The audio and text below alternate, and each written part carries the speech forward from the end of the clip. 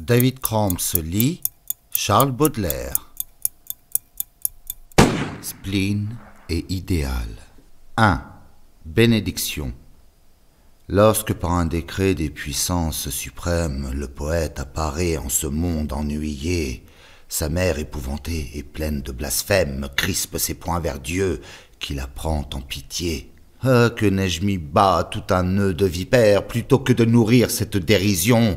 Maudite soit la nuit aux plaisirs éphémères où mon ventre a conçu mon expiation, puisque tu m'as choisi entre toutes les femmes pour être le dégoût de mon triste mari, et que je ne puis pas rejeter dans les flammes comme un billet d'amour ce monstre rabougri. Je ferai rejaillir ta haine qui m'accable sur l'instrument maudit de tes méchancetés, et je tordrai si bien cet arbre misérable qu'il ne pourra pousser ses boutons empestés. Elle ravale ainsi l'écume de sa haine, et, ne comprenant pas les desseins éternels, elle-même prépare au fond de la géhenne les bûchers consacrés au crime maternel.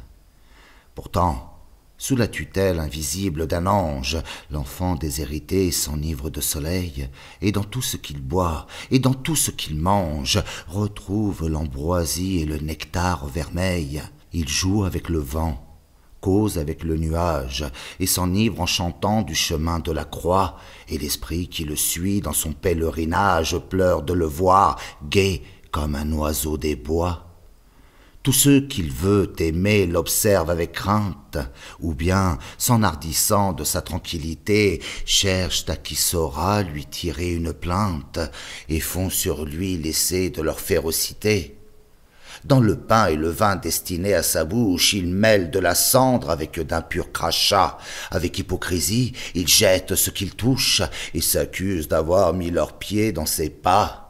Sa femme va criant sur les places publiques « Puisqu'il me trouve assez belle pour m'adorer, je ferai le métier des idoles antiques, et comme elle, je veux me faire redorer, et je me saoulerai de nard, d'encens, de myrrhe, de génuflexion, de viande et de vin, pour savoir si je puis, dans un cœur qui m'admire, usurper en riant les hommages divins, et quand je m'ennuierai de ces farces impies, je poserai sur lui ma frêle et forte mains, et mes ongles, pareils aux ongles des harpies, sauront jusqu'à son cœur se frayer un chemin. Comme un tout jeune oiseau qui tremble et qui palpite, j'arracherai ce cœur tout rouge de son sein, et pour assasier ma bête favorite, je lui jetterai par terre avec dédain. Vers le ciel où son œil voit un trône splendide, le poète serein lève ses bras pieux, et les vastes éclairs de son esprit lucide lui dérobent l'aspect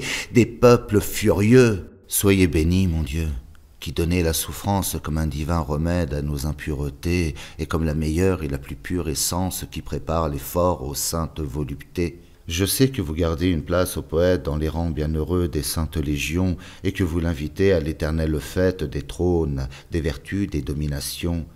Je sais que la douleur et la noblesse uniques où ne mordront jamais la terre et les enfers, et qu'il faut pour tresser ma couronne mystique imposer tous les temps et tous les univers.